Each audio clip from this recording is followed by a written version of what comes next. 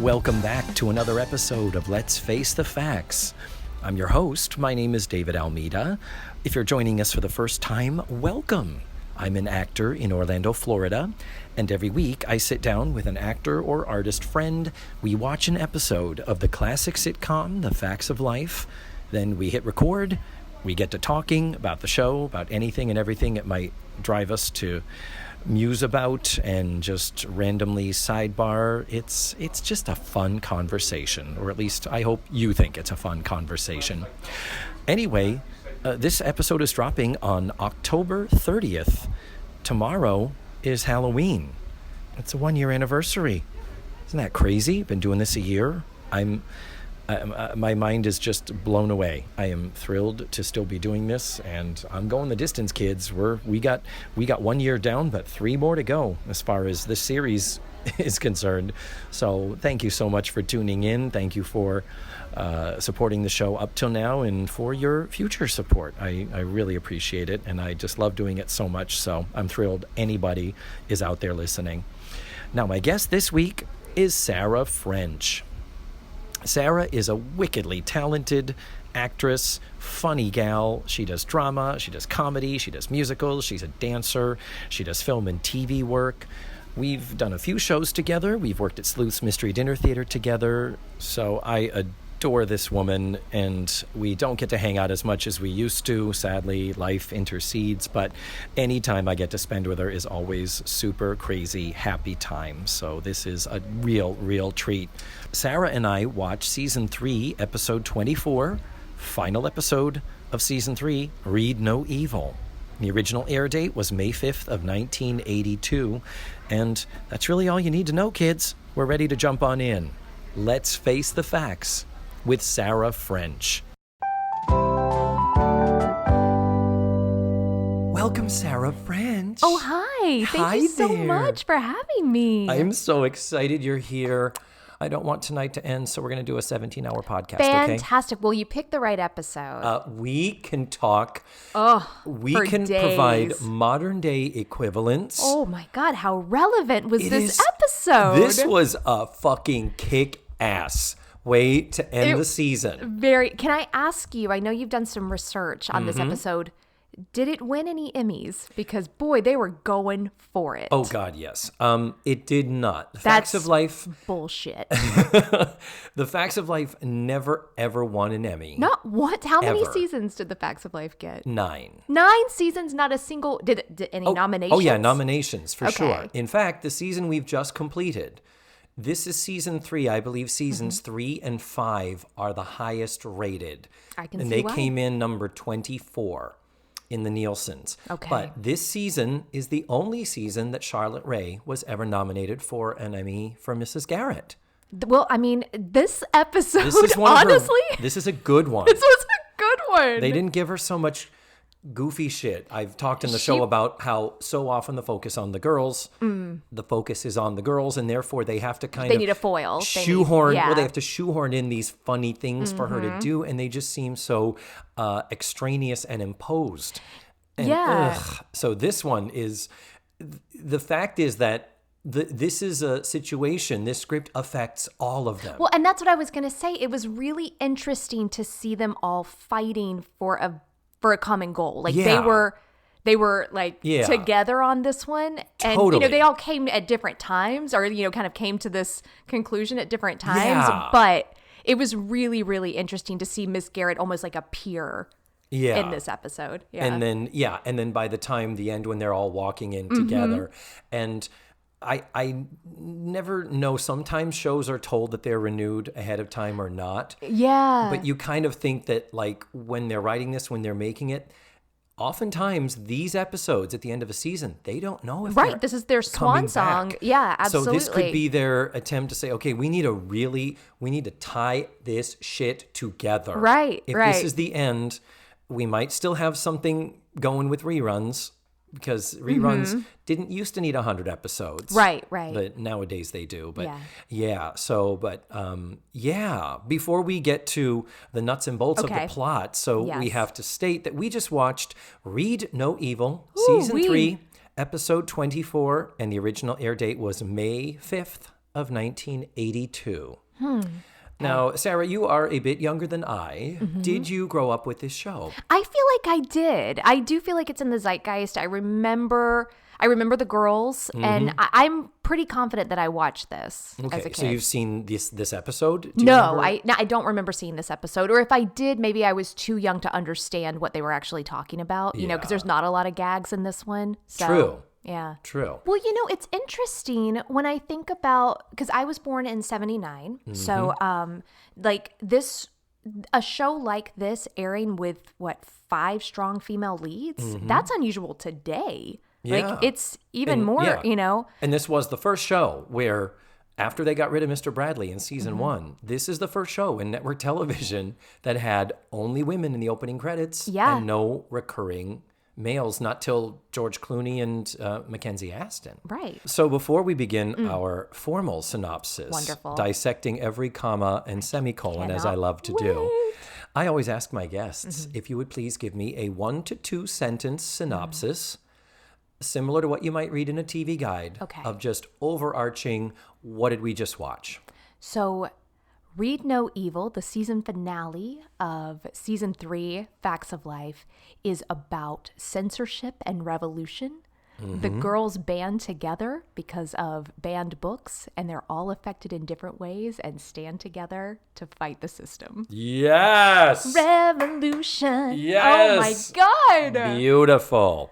And and as we've already been gushing, it is a good episode. At one point, I wrote down Garrett Green 2020. Like, Oh, I want Mrs. Garrett and Natalie to run for office. Oh my God.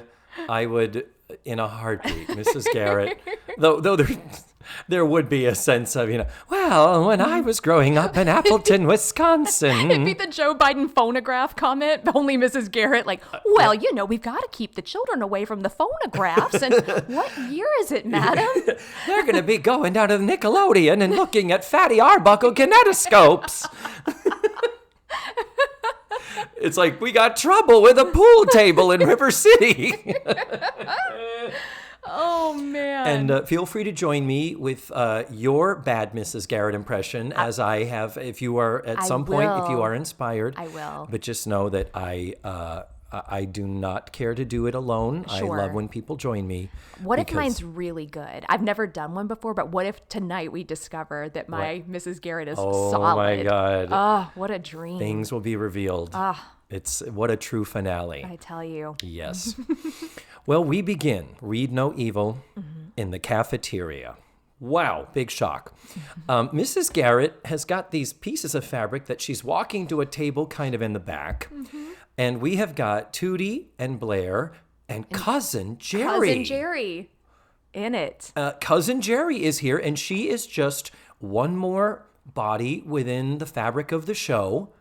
And this is what was so good about the way they used her, is because they made a big deal over her disability, and they've done that now. Now it's like, okay, we get it. Now she can just be a person that exists in their world.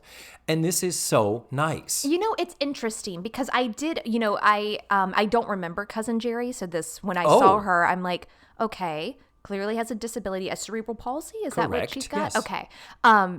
And I thought, okay, how are we gonna address this in this episode? And I was pleasantly surprised to see that that this was not relevant to the episode. No. She's not a diversity hire. She's just a person with cerebral palsy in the episode, as part of the cast. It was really cool, and I thought kind of progressive to see. Totally. And that's another reason why I think the show's legacy is what it is, because among the crappy jokes and the kind of shitty stuff and the later seasons that are just painful. Well, but the good points, the high points that it hit in the history of the show, Geri is certainly one of them, because that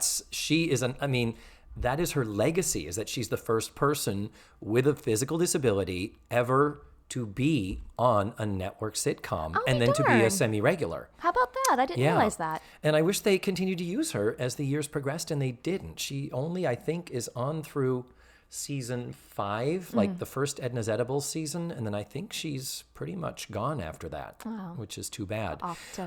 Her stand-up career just took off. She I'm was no longer telling you, available. She was, yeah. I don't have cerebral palsy. I'm just drunk. Hey! Got that T-shirt.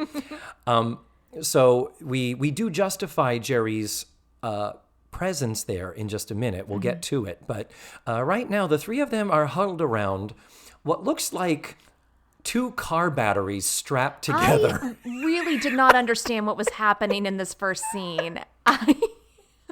Did you? I thought it was a slide projector that they were just looking at the lights coming out of it. It didn't make any sense. It was a television. That's what a portable television was. It took me a while to get there. I realized it later, but so was the implication of the portable television, like, so I know that they're all at a boarding school, they're in common areas, all of those things. So is the implication we have this tiny little TV because we don't have a common space? Because I found myself wondering, isn't just a regular TV more cost effective? How much did this portable TV cost? Yeah, that was probably $1,800. It had to have been, right? It was probably upwards of $2,000 for a TV that small. Absolutely. I cannot remember, and I should, but I can't remember. I feel like there was a time when they were watching a bigger, like a 19-inch TV on a cart or something in the lounge. The lounge over there with the games and the couch. It seems like a really reasonable place to have a TV. And the cigarette machine, Sure, of course, like every boarding school needs, yeah. It's pastries, but I say it should be cigarettes. If I win $1 billion, I'm going to go back and digitally change it and re-release them all on that Blu-ray. That seems like really well spent money, I think. But the thing is, I feel like there has been some point when they were watching TV. I can't think of it now, so it hasn't happened yet. Okay. It might be in the future, but it could be like Blair's Blue Blazer. It could be just a forced memory. Well, and I guess Blair's rich, right? So it's possible that like her fancy parents sent her a portable TV that she's willing to share. But the thing is, we never see it before or after or ever this. again. Okay. Ever again. It's completely a device for this episode. One soap opera. Yes. Okay, got it. So they're watching it. And what we quickly gather is they're watching a soap opera. You're hearing things like, oh, Richard. And the nun, right? Oh, I can't possibly marry you. I'm a nun. Right? Yeah. And it gives the writers a chance to do a lot of cheesy soap opera jokes in between stuff. But basically, we comment on soap operas, how ridiculous they are, but we're addicted to them. Right. And they're a diversion, right? These are this is for they're junk airheads food. to watch. Right, yeah, exactly. And they should be feeding an entire cafeteria full of girls 3 meals a day. And as I've said before, wow, they have a lot of spare time. Girls back then didn't eat a lot. Apparently not. So... They didn't need, as long as they had like a tab machine, they were all set. Yeah, as long as we had, plenty of Saccharine. Right, exactly. Yeah, plenty of red M&Ms and all that. So then Mrs. Garrett, what we realize, she steps forward and says she can't decide about the new curtains for her room. Now, if you've ever seen her room, it is the drabbest, dullest, saddest room you've ever seen. Oh, dear. And that she holds up this bold royal blue, right? It's like a royal blue, but electric. Yes, it's like the girls' so cardigans. Bright. Yes, and it's got a sheen to it. It's got like Eastland blue, one might argue. Yeah, it's true. And then she has another one in this weird, bold print that has a lot of vibrant green in addition to a similar blue. Yeah, and she's like, I can't decide between this or that, and it's just like, what? Yeah. Why are you making new curtains for your sad, sad room? Right. When we need to remove the 4-poster bed from 1862. There's so much other things wrong. Yeah. Like why the Holly curtains? Hobby wallpaper. Yeah. It's like, oh my God, do you think the curtains? Anyway. And then we never hear about the curtains ever again in this episode. Well, she gets distracted. She does. There's a bigger issue to deal with. Oh my God. She can't be bothered with curtains. Yes. And that big issue comes in the form of Joe and Natalie storming in from the library.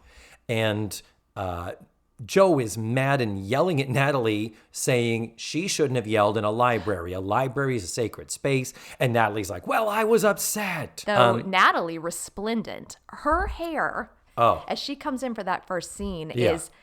the next time you see me, I'm going to be wearing my hair similar. Yes. 2 French braids to hold it off your face. I don't know why we stopped wearing our hair that way. It's gorgeous. Isn't it? And it flows. It's long. It's a lot longer than people realize. So Natalie is upset because she discovered that there, in addition to Ms. Magazine, right, no longer available, that there are certain books that have been deemed inappropriate and or offensive. That's right. And Ms. Muldoon, we've heard of Ms. Muldoon. This villain, Miss Muldoon. Yeah.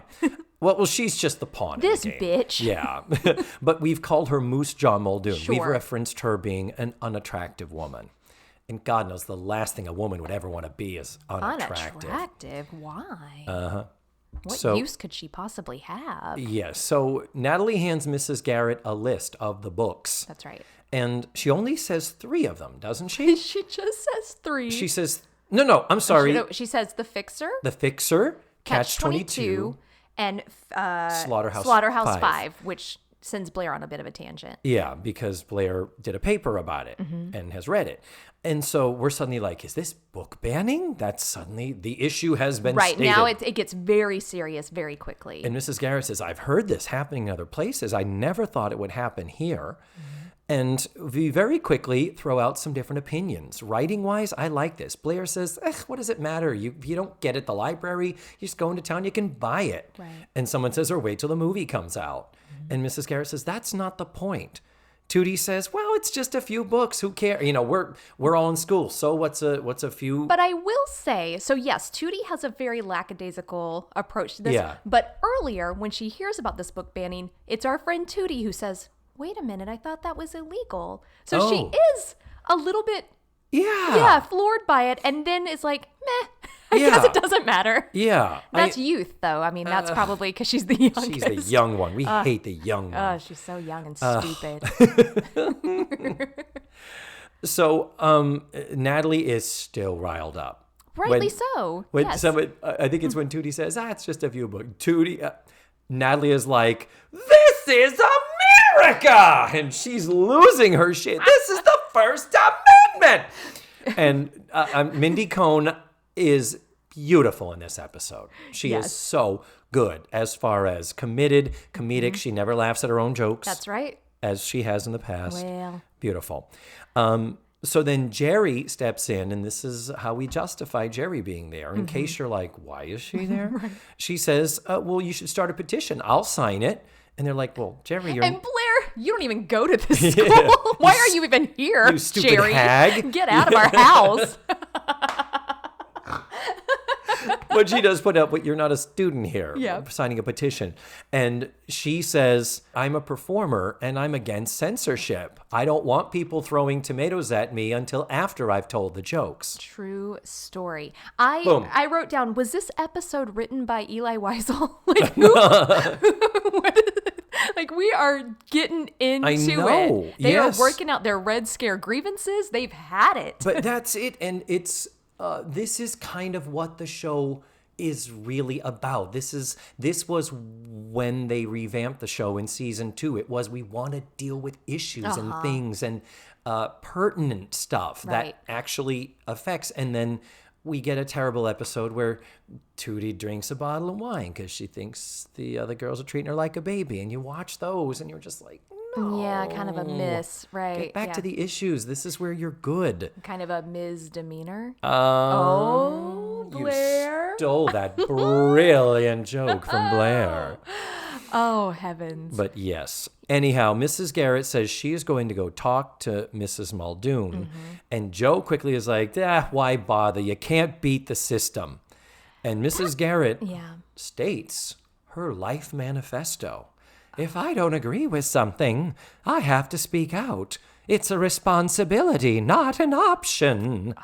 I feel like in her for-year consideration Emmy bid, that's like there's just music and a soft fade on that last scene. Honestly, and it's just... I think when I heard that she was up for an Emmy for this season, I was like, really? But really, watching this episode, I'll bet you it was. It has to have been. I've tried to find out. Yeah. I tried to find out, but I can't because I believe you win and you are nominated for Emmys for specific episodes. An episode, that's right. And yet I can't. If anybody knows, please write in and tell me. But oh my goodness. I will bet you.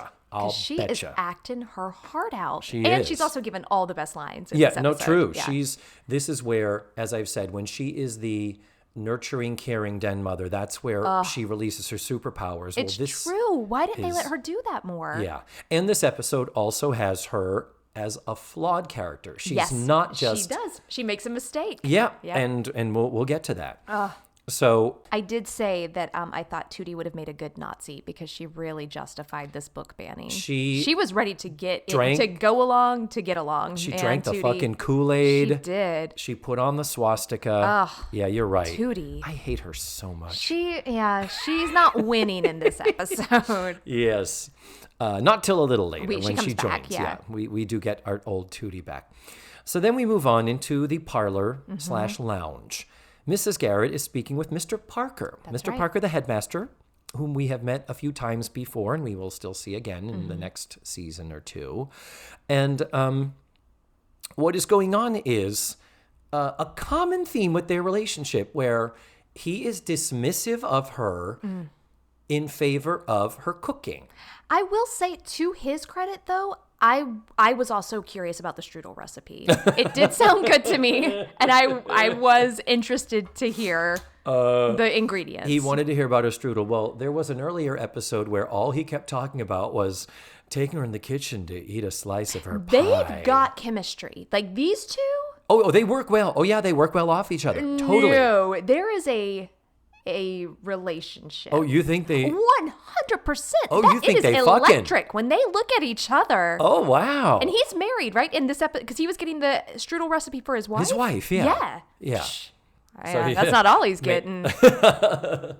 Maybe she'll love me the way I imagine you would love me, Edna. Yeah. If she could make your strudel. This is her test, Edna. If she can make a strudel as you can, then I'll stay with her. But Sweetheart, have you thought of dyeing your hair red? You could tie it up in a big tight knot on the top of your head. That would be so hot. What's your blouse collection look like, dear? Wow. Really upsetting. Oh, Mr. Parker. Really upsetting. Yeah. But the deal is we have this back and forth where his goal in the scene. It's like, what is, as the actors, what is your intent? That's what do you want? What's your objective? He wants that strudel recipe. He does. And he doesn't want to deal with this book shit. But that strudel recipe really does motivate him. You got to give him that. He is committed. He is focused on his goal. He would have left. Oh, yeah. Yeah. That's the only thing that kept him there. That's exactly right. That's exactly right. So Mrs. Garrett is already upset as Yeah. the scene begins. And he's like, oh, you're just making a big deal over nothing. That's right. And she says, that's 4 books for now. What will it be next year? You're not concerned about this. Goes, yes, I am concerned. My wife will kill me if I don't bring home your strudel recipe. Exactly. And then finally he says, look, the Board of Trustees made a decision and I had to support it. And he says, you don't understand what we're facing. There are a lot of people, how does he put it? He says, we get a lot of letters that talk about immoral influences. And when you read things that accuse you of corrupting their children, and Mrs. Garrett's like, you get letters like that? He's like, yeah, for about a year.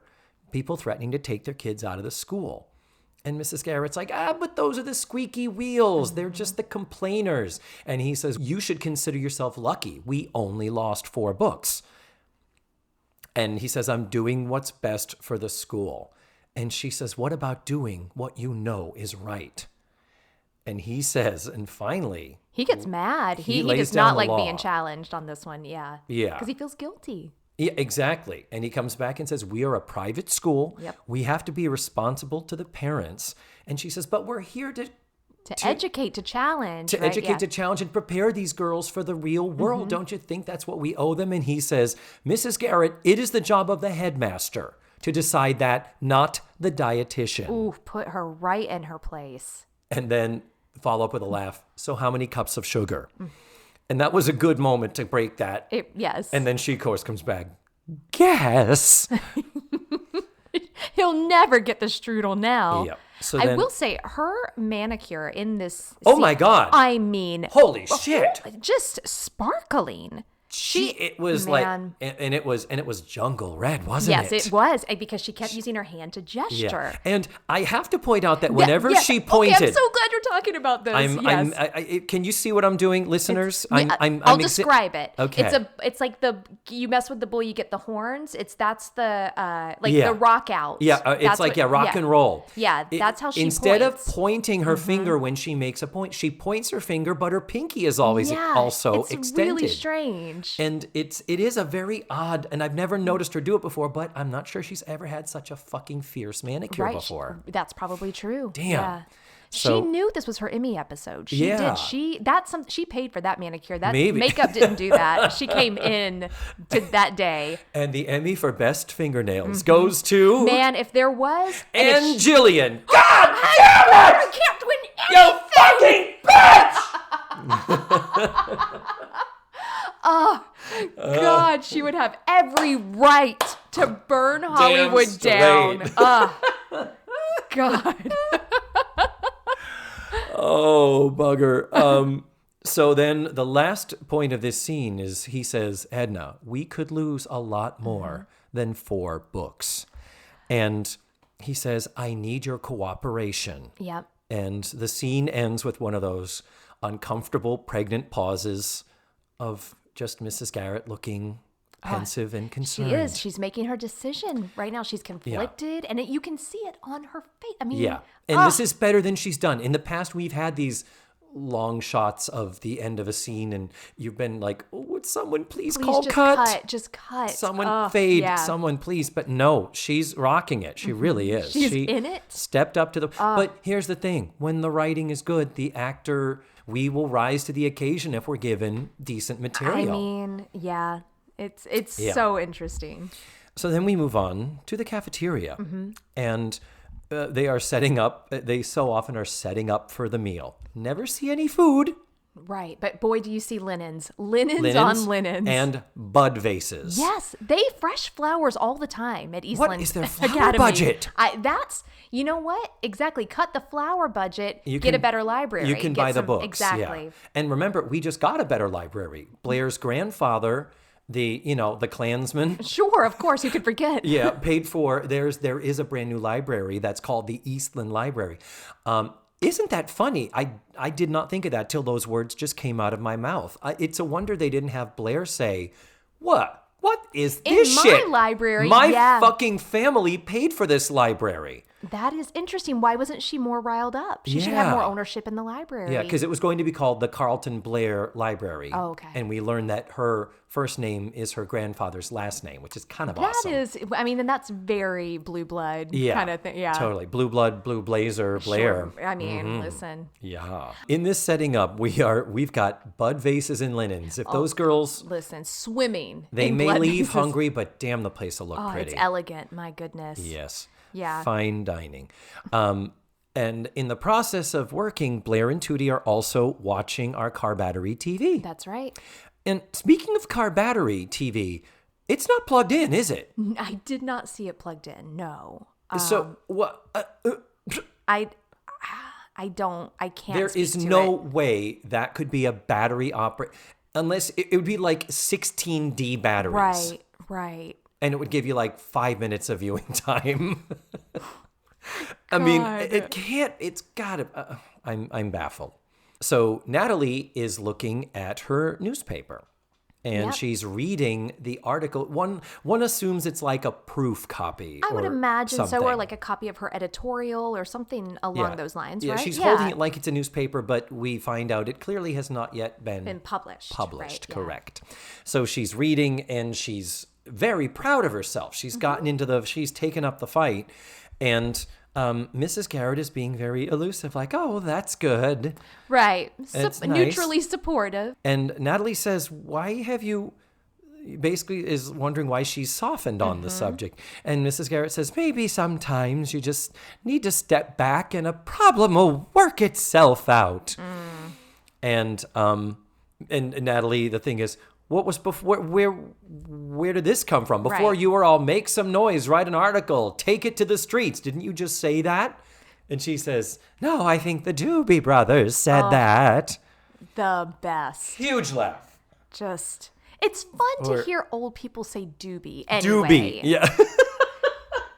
But that's what part of it is, yeah. Then Geri comes back. Oh, bless her heart. You kind of laugh. Well, because she says, hey guys, just came to say goodbye. Yeah, she went, well, it was almost like, hi, I'm here. Bye. It's like, so It random. was.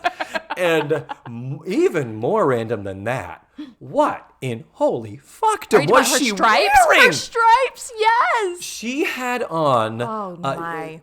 She had on a trench coat that covered most of it, thank goodness. Yeah. But underneath it, she had on a very typically 80s dress with like... like a gunny sack sort of... Yeah, with the sack is almost a drop waist, but not quite a drop waist. Yeah. And it had like a big grid color pattern on it. Yeah, it's like the stripes were fighting each other. It was baffling. But then, to match it, she had on these lilac-colored tights. Absolutely. And it is like... Geri has always dressed in jeans or overalls. She's always had, I mean, we later do find out she is gay in real life. And the way she dressed on the show was really how Geri Jewell dressed. Sure. Which was always kind of tomboyish, Makes total sense. you know, gender non-conforming. Sure. Sort of our Ellen DeGeneres style. Yeah, exactly. That sort of a thing. And so to see her in such a ridiculously fishy outfit is oh my God. Yeah. We're like... It looked like she was eager to get out of the scene. Like she was just like, hey. You wonder if backstage she was like, get me a fucking trench coat to cover this. They're like, we don't have anything, Geri. We're sorry. Give me your coat. I'm going out now. We don't have time for a reshoot. Right. She just goes out there. We're going to take it back one time. No, we're not. We're done. We got it. Fucking done. We got it. I believe it. Because it is just, yeah. Oh, and it's upsetting. Well, and let me think. When we see the parents later, do they have coats on? Some do, some don't. Okay, is it kind of so? It might be trench coat weather. Sure, maybe it's chilly. But I'm not sure. I mean, imagine censorship. You know, like it feels like this would happen fairly early in the school year. So I'm thinking fall-ish, right? Because I mean, otherwise. But we're would broadcasting they in fire her? May. Okay, yeah. And typically, like, at the beginning of the season, it's back to school. Oh, that makes sense. I guess it would be spring. So it's like, it hasn't... It could be chilly. Yeah, sure. Summer hasn't quite hit. Well, That's we will... fine. Okay, costumers, we will give you a pass. Yeah, that's fine. And no sooner does she start to say goodbye that you hear the soap opera come back on. Right. And she's quickly jumping on the damn soap opera with Blair and Tootie. She's going to be late. She's going to run a little late this time. Yeah, she's like, I'm going to be late. Yeah. So then Joe comes in. Right. And Joe... I gotta say, I loved Joe's delivery. I wrote down, Joe is really sweet. No, she is. She comes in and her voice is so gentle and she's got to give her friend bad news. And I don't know. I don't remember Joe having that range. She is as a kid. Like I think fucking amazing. When Nancy I remember MacKinnon. back, yeah. And the news that Joe brings is she tells Natalie that Natalie is no longer the editor of the school paper. Now the writers, for convenience, right, made up this little narrative. She said the faculty advisor was looking for you and couldn't find you, and then just figured it would be easier for you to hear it from me. Right, like like an awesome adult. Yeah. Hey, I've got some difficult news to give to a student. Would you do you mind passing it along? You don't mind, exactly. do you? Yeah, I'm the boss. Hey, employee, would you fire your coworker? Right. Do you mind? Thank you. Fire for me. Yeah. So that doesn't really. It's a little bit of a stretch, but it gives us this great moment to see Joe be tender. So I'll let it pass. Yeah, for how strongly negative she was earlier. Yes. And then Natalie says, "But they can't do that, can they? They can't do that." And Joe says, "Yes, they can. You're just a kid, and they can just tell you to shut up." That's right. And then you see Mrs. Garrett. And then Mrs. Garrett, acting her ass off, says, "Or they ask you to cooperate." Oh. Long pause, pensive moment, clap track. Golly. Commercial. It's so powerful. And let's really, we are, the thing I think that you and I are both responding so positively to is the fact that this is still a universal message. It's actually troubling how relevant it is. It is and now. how prescient it feels right now. Yeah, it's more. If anything, it's worse. I know. It's worse. The squeaky wheel. Now with the internet, the people that complain, the complainers run everything. That's true. And corporations and institutions just scramble to silence the complainers. Exactly. Reactively, as opposed to proactively setting policy and then and then just being firm in it and saying this is what we believe to be right, and if you don't like it, you can go elsewhere. Exactly. Yeah, but you don't have to like it. It reminds. So when I was back in LA, one of my jobs was doing educational theater, and we did this sort of bullying, like almost like it was bullying prevention, but we really focused on like the bystander. But we would do these in-classroom workshops after the show. And I remember one of my coworkers, and I'm so glad he said this, and it reminds me of this line in Facts of Life, is that he said, you know what, guys? Adults get bullied too. We just have a big scary word for it called harassment, and we have recourses to make sure that people don't do it. And so you guys are kids, and so they call it bullying, which makes it sound like it's not as bad. We know that nobody likes to be bullied, so grown-ups call it harassment, and then we press charges. So, and I was like, he's exactly right. Totally. And you could see the kids like, okay, it's not my fault I'm being bullied. Yeah. It's just no one takes it seriously when it's a kid. Yeah. And even the term bullying, it's got a dismissive. It feels juvenile. It feels like, oh, that's just part of growing up. That's just something you have to deal with. And when he put it in terms of oh, no. We were all, it's just when we got old enough to do something about it, we did it, and we didn't give you guys the same tools. Yeah. So. Wow. Yeah. That is powerful. Right? Yeah. Wow. Well, that's a perfect segue. As you mentioned an earlier point in one of your jobs when you lived in LA, I like to get to know my guests. Oh, and do a little getting to know you, ask you for the very quick tour of your life. Sure. So if you will allow me to James Lipton you a little. Go on. Sarah French, where were you born? I was born in Jacksonville, Florida. Jacksonville, Florida. Mm-hmm. Always lived in Florida. You've never not lived in, other than when you lived in LA? Other than when I was in California, yeah. Oh, so you're a true Floridian. I am. I love the way you turn on your Southern twang. It is so delightful and charming. And if I say to you, Sarah, would you like to go get a soda? What will you sometimes say? I would love a Coke. Yeah, I'll get a Coke. All right, so raised in Jacksonville. Tell me, what got you into performing, and then where did you study, if you studied? Sure. And then how did you get to Central Florida? Yeah, so I started off as a dance kid. So I started dancing, I think I was 3 or 5 when I was in my first. I was a little guy, and danced all the way up through high school. And then when it was time to, got into high school, auditioned for, there was a performing arts fancy pants high school. They did not need my talents. Oh, no. But I'm not going to live forever. Wait a minute. I have all these sweatbands. What am I supposed to do with them? But then so I went back to, the old...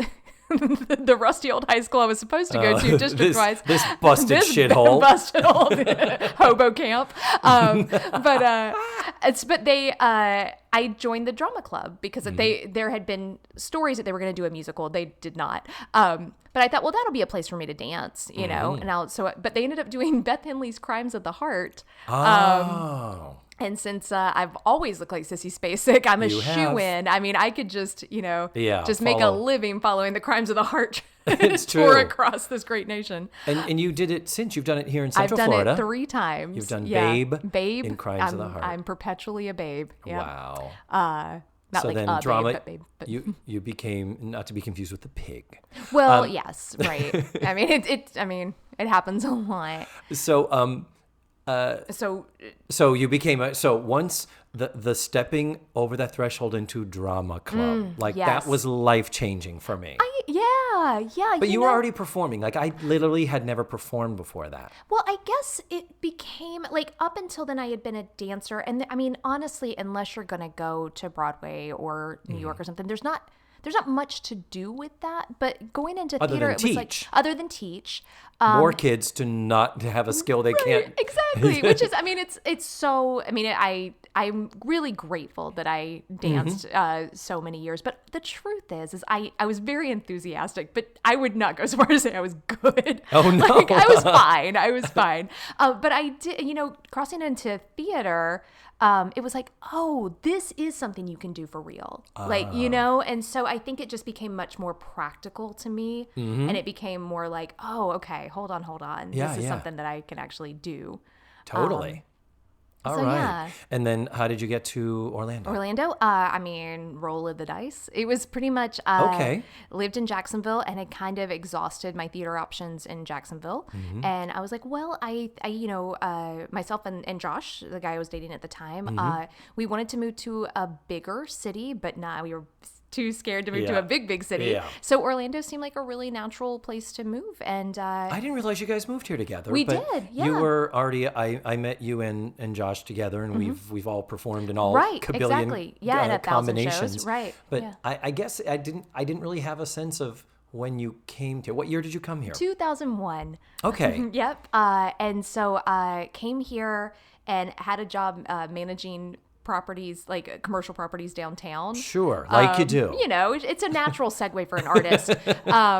But I just fell into like this dumb admin job. And then, you kind of, from there, I think I met you. Honestly, not too long after I'd already been in Orlando. So, and that story is an epic one. Oh boy. Honestly, I don't want to get into it here, other than as I've always told people, I was in the worst production of Assassins ever to appear on the stage, if you could even call it that. Yeah. The friendships we made as war buddies surviving this horrible production. I still have. Oh my goodness. I'm at my dining room table. I just reached over to my sofa table to pick up the photo and the beautiful engraved frame that Maddie gave us. We had to band together or the show couldn't have happened. There's no way that show. We directed ourselves. We made it happen. We've gotten to do a few shows together since. Yeah. Not enough. And Sleuth's Mystery Dinner Theater, employer of the acting world in Orlando. Exactly right. Yep. God fucking love it. I love Bless it there. Their hearts. I know. And then LA came a calling. How long did you live out in LA? 8 years. 8? Yeah. Wow. And then you ended up back in Florida because you were doing a little part on a little TV show. Yeah, I mean, this looking like Sissy Spacek has really paid off for me. It has. I was her. I was the young Sally Rayburn on Bloodline. Yes, and it's when you told us that you got this role, we were all like, what? It's bananas. If they'd have cast Goldie Hawn instead of Sissy Spacek, I'd still be in LA. I know. And now, as of today, you are back permanently in Central Florida. I am, yeah. And you work for a company called Mursion. I do. It's like interactive role play. So I puppet and different computer avatars and let non-actors practice difficult conversations. So if it's we partner with colleges of education where their student teachers can practice classroom management. So I'll puppet a classroom of 5 middle school students, for instance, or I might play an angry parent and they have to practice having a parent-teacher conference. So and then lately we've been doing a lot of corporate projects. So I'm playing different, whether I'm an employee and they're doing leadership development, so their new managers are practicing giving feedback or having difficult conversations, or sometimes I'm a customer and they're practicing sort of customer service skills. So it runs the gamut, but pretty much any conversation that feels scary to have, we can replicate and you can practice. Yep. Yeah. Another completely different paradigm of an actor's life in Central Florida. Yeah. It's so funny how individualized it is. And I am thrilled. We have not hung out in too fucking really long. Nice. It's almost like I've said before, I'm not sure I've said it on the podcast, I have this awful habit of missing people while I'm with them. Yeah. It's that out of sight, out of mind thing, but it's like, I'm with you now, and I'm like, I miss Sarah. I know you're here, but I miss you, damn it. Yeah. So we need to do more of this. Absolutely. That's all there is to it. Well, I've heard there's 9 seasons of Facts of Life, so great news. You will so be back. But We have a fight to fight here. Woo, man, we got to it's get about back to to get this. very hairy. Shit's about to get real, Yes. bitches. Oh my God. Yeah. Mrs. Garrett's got her pussy bow shirt. She is here for it. That's what it's called. No. It is. Shut up. You don't remember when Melania Trump wore it and it was a big controversy? I don't. Oh my goodness. I try to avoid anything to do with the news and the presidency. So it's a whole, like, the pussy bow is like a real feminist thing. And then Melania Trump wore one, everybody was like, the fuck? Oh. Right. No. But I'm telling you, the costumers, this was deliberate. They knew what they were doing. But is this in this scene or is it later? It's this scene because I it wrote is it this down. scene. I She's read got her it's the pussy pink bow. shirt. It's the pink shirt. She's coming in. She means business. Is it the one with is it just? That's right. It's just Yeah. like a single tie. It's the single tie that hangs. That's okay, right. the single tie that hangs. She's worn that before. We've seen Okay, that on so this. she's okay. Okay, and that's a feminist thing. I believe so. I wonder if it yeah. was in '82. I think so. I think that's where it started. I very well could have, but we are Light bright. light bright, Light making bright. things Do, with do, do. light. Yes. What a sight, making things with light bright. We love it, and that was one of those. I'll post the commercial. I'll post the video of it on the website for this episode. That is another one of those. Back in the day when, if it was a commercial, it was like, okay, we need to have an old white guy voice 100%. be the announcer. Yes. It was back before they said, why don't we have a kid? A kid do it, actually right, say, hey, Light Bright's fun to do. It's Light Bright. You post pegs into a piece of paper and they glow and you look at them and have an enjoyable time. It sounds so fun and authoritative. I really want one. I know, really. It's like, I feel like he's going to hurt me if I don't buy He it. said, get a light bright. I don't know. He sounds like my grandpa. One year from my birthday, because my birthday is 3 days after Christmas. And one year I got 3 light brights for my birthday simply because all of my friends got them for Christmas and didn't want them. And I was re-gifted 3 fucking light brights. That's amazing. Oh, that's amazing. Mm-hmm. So we are back from commercial now, and we are in the cafeteria, and a lot of prep still going on. Yes. Still no food. More flowers. It's pink flowers now. Bud vases had to change those flowers out. That's it. They were getting wilty. Yep, wrote Not that at check. Eastland Academy. $60,000. That's exactly right. The shipment came in this morning. Yep. What the hell? Tootie's families are litigators. You think they want her around dead vegetation? I know. They don't pay thousands of dollars Exactly. a semester to have her sniffing yellow carnations that have wilted for one day. Exactly. This is what is this shit? Precious cargo. So now the tables have turned. Natalie is glued to the TV, depressed, defeated. She's defeated. She and is. she's She's lost just her spark. swimming in the soap operas. What's it matter anymore? Agreed. What good She's- is a brain? Yep, exactly. And so Blair and Natalie Blair and Tootie, right? Blair and Tootie come up and are like, "Come on, Natalie, you got to get out of this funk. I know. You got to," and she's just like, "No." Then Joe comes in and says, "Do you know who they picked for the new editor? Shit. Buffy Klein." Buffy Klein. And Natalie goes off on this Buffy the boring, Buffy the bumbling, Buffy the bozo. Yeah, fine, good choice. And goes back to the soap opera. Haven't we all been there? Yep. Natalie's just like, well, I'm out. Yep. This is who you want. This is who you want instead of me. Yep. And Buffy Klein. bitch, She can suck a dick. God. I hear she can. She and probably that's how can. she got That's how the she job. got the, yep, exactly. Anyway. But the good thing, we have another one of those great moments where they band together and the girls say to her, no, we want to help you. You're involved in this, therefore we are involved. That's so lovely. I wrote that down. You wrote, Yes, you're involved, we're involved. So we're involved. Yeah. Oh my God, The sisterhood. solidarity. Ah. So then in comes Mrs. Garrett, and she's like, okay, Natalie, I want to talk to you. That's right. She is here. Like, she has come, like, correct right now. Heels clicking. Oh, like, yeah. She is ready to have yeah. this talk. She got is- her power smirk. Yeah. She's ready. Yeah, she is totally.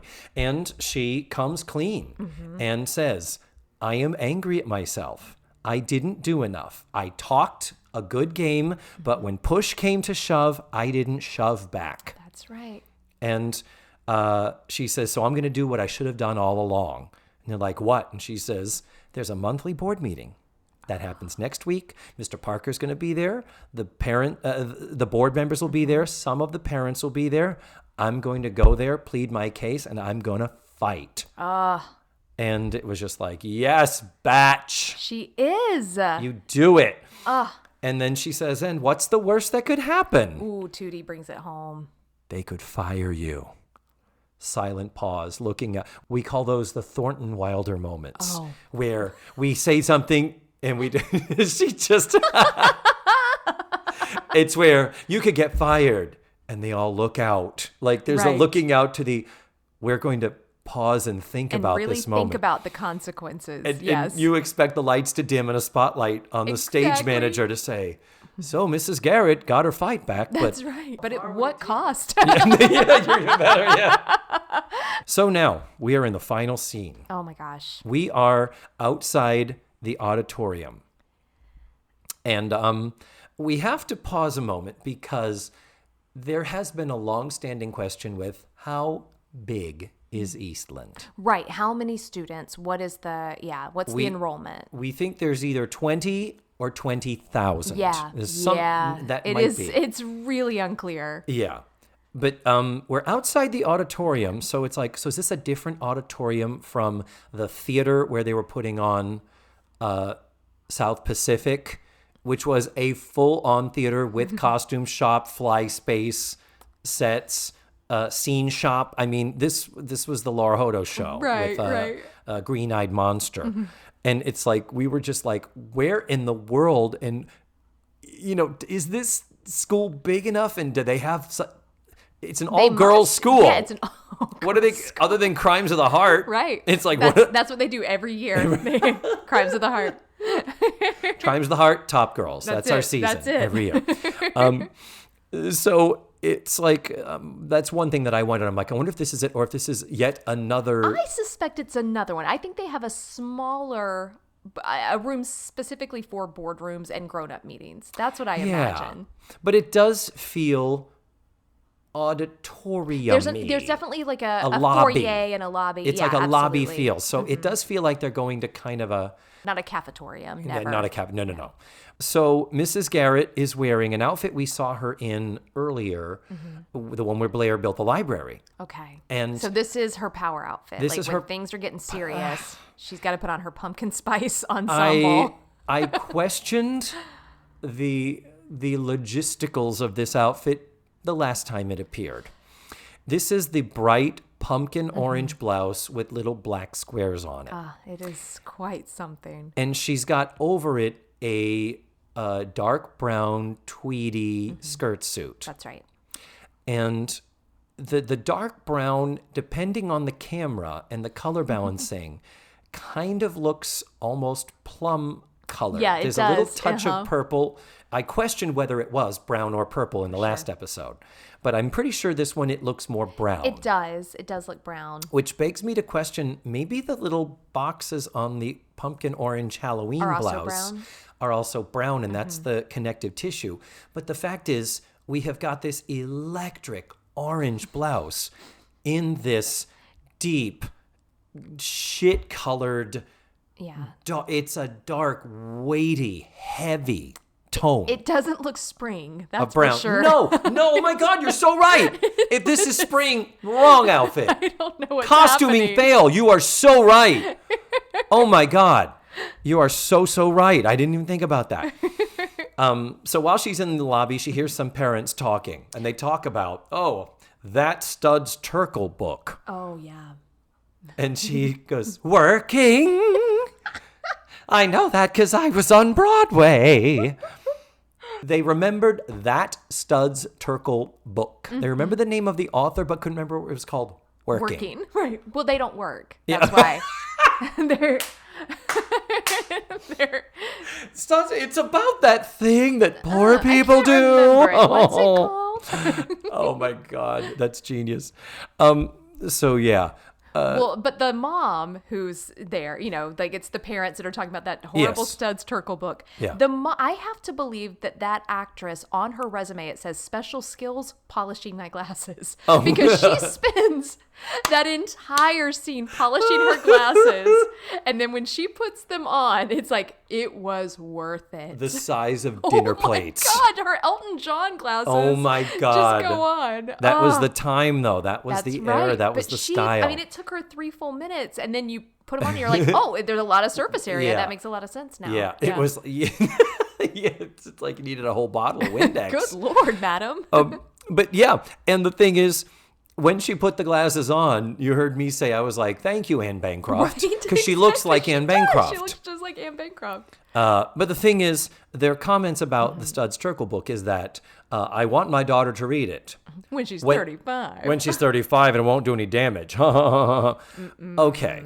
Okay. The only thing I can think of in Studs Terkel's working, which I have never read. Sure. But I've seen the musical, show, the PBS version that they did that was very good, but had some odd artistic choices in it. Okay. But the only thing I could think of is one of the characters played by a young, unknown Barbara Hershey is I believe the term they used was prostitute. Oh. We would now call her a sex worker. That's right. In our politically correct times of peace and harmony and respect for peoples of all nations, creeds, and colors. We're doing our best. Hey, trickle down starts at the That's presidency right. and rolls down on us.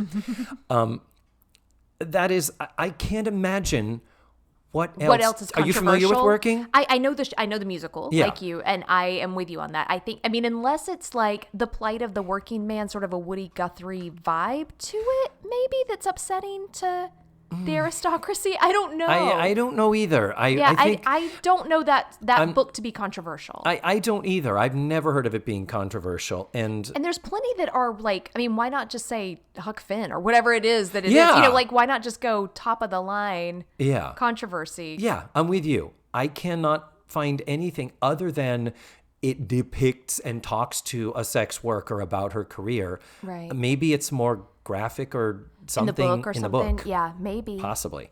But so in reaction to hearing these parents talking, Mrs. Garrett is like, she says out loud, "I'm dead." That's right. She's got like- her feathers up. She's Yeah, like, she's like, now she "Oh, this is going to be understands what tough." Mr. Parker was talking about. Yeah, exactly. These are the complainers. These are the trolls. These are the haters who should back off. They should. And then another woman shows up. And she Blazer says, Brigade. This one coming in. Love her. And she says, "Is this where the board meeting's happening?" And Mrs. Garrett says, "Yes." She says, "Good. We want to talk. I'm here because this book thing has got to be settled." And Mrs. Garrett says, "Now look, just because you think something is offensive," it's blah, blah. And the woman says, "What do you mean offensive? I think these books should be available to the kids."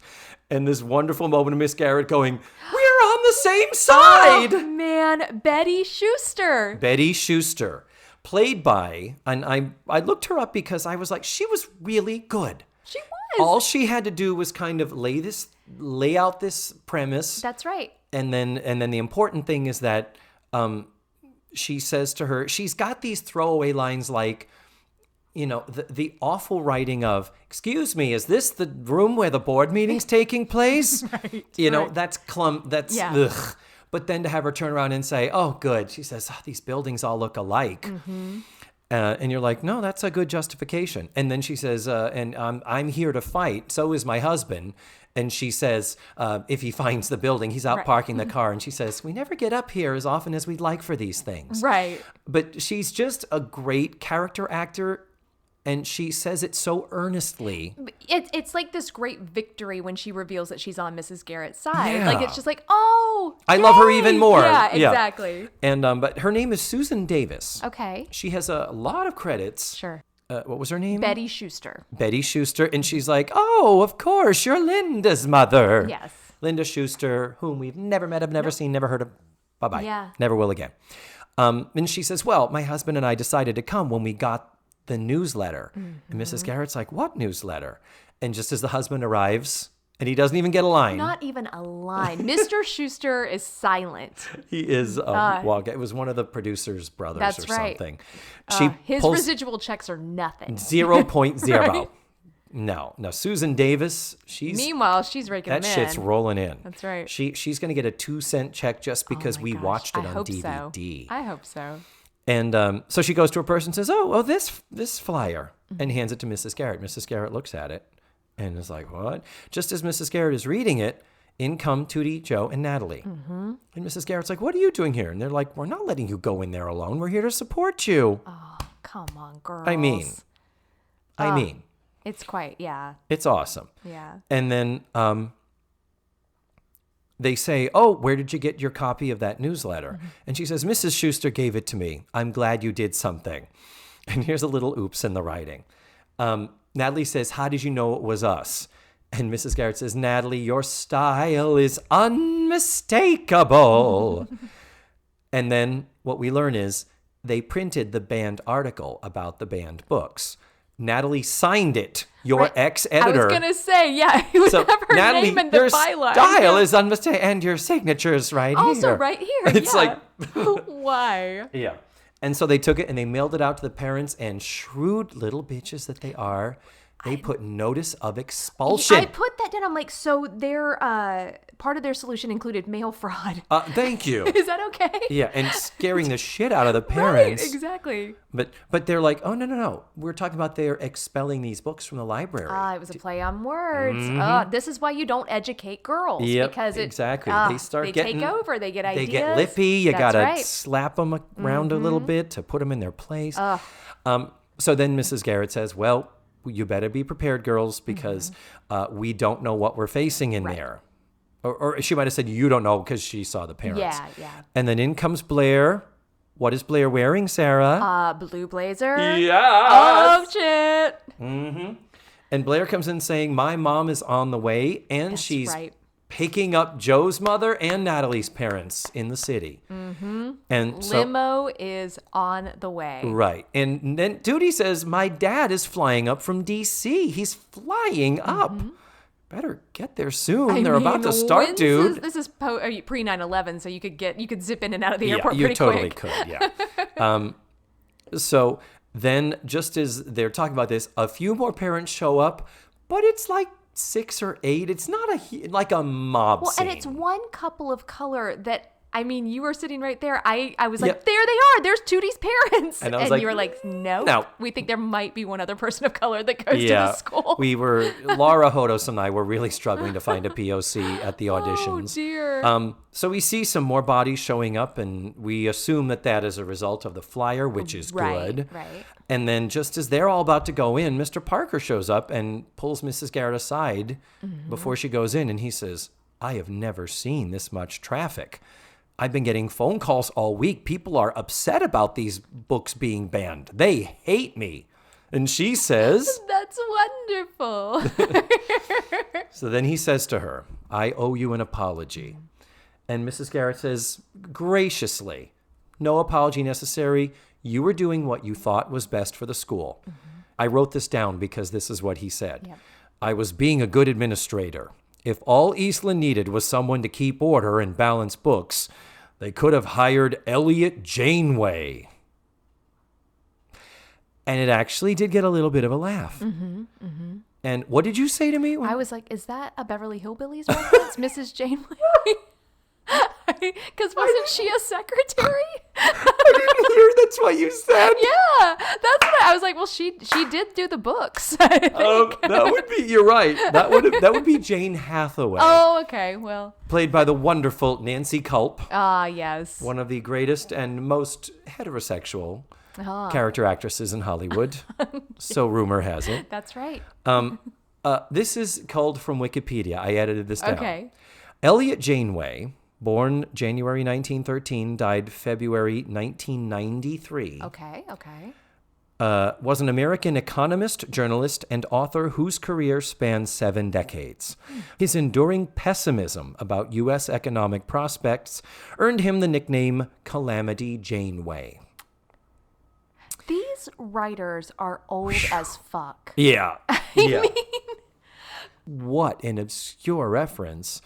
And he even kind of pushes it like, Elliot Janeway. Like, right, that old chestnut right, audience? And you wonder if the laughing is at his tone. Yeah. The way he says it versus what he says. It's so odd. It is so baffling. My notes say, what the fucking fuck? Yeah, that's right. Yeah, that's the right note. Yep. I will say lots of adults taking responsibility and admitting their mistakes in this episode. And Mr. Parker also not known for this. This is him being more vulnerable than I think we ever will see him again. I bet you they didn't know if they were going to get renewed. Because this really feels like they're they taking really some risks pulled out in this episode. They pulled out the big guns and really exactly what you were saying. Mr. Parker says, I'm ashamed that I had to be forced into this confrontation.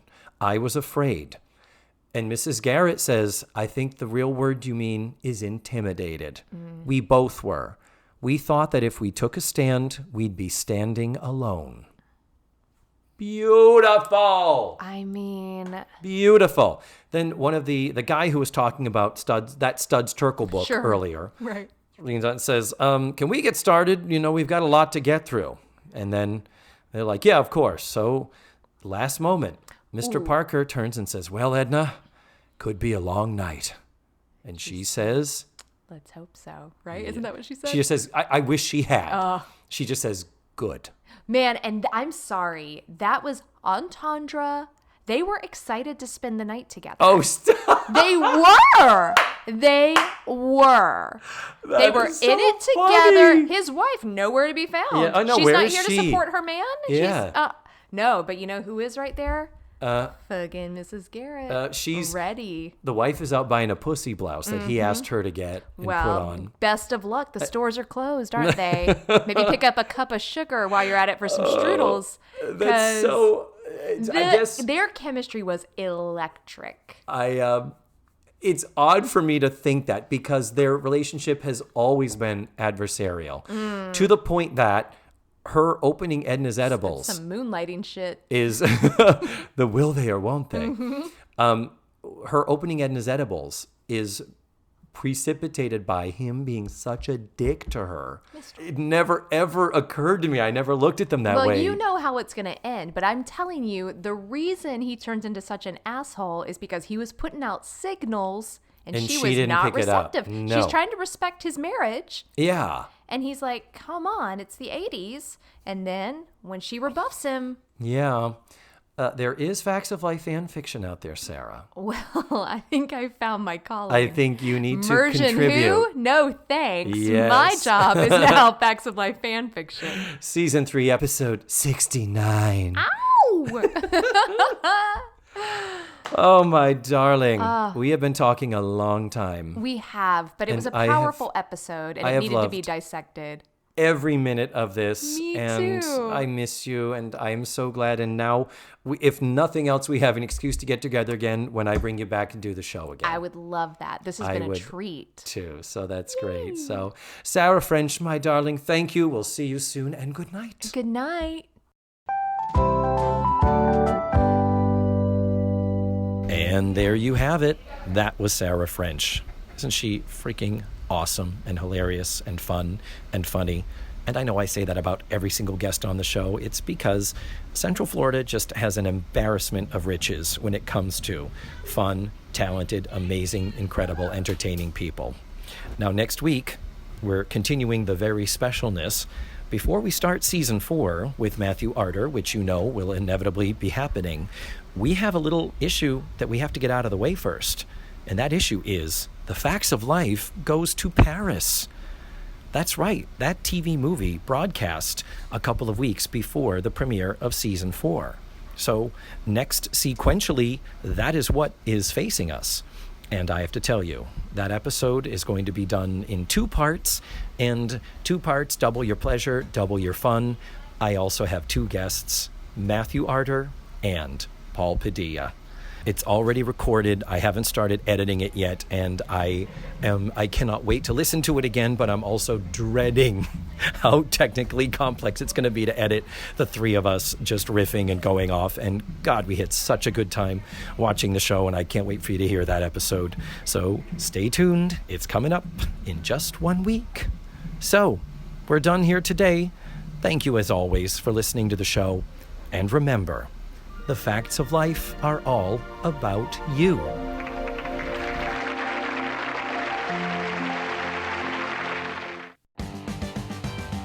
Let's Face the Facts was produced, written, hosted, and edited by me, David Almeida.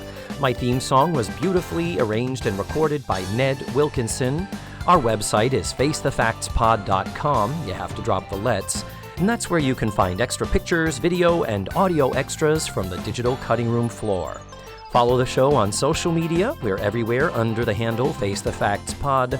And don't forget, go to your favorite podcatchers and subscribe, rate, and review. Tune in again next week for another thrilling episode of Let's Face the Facts.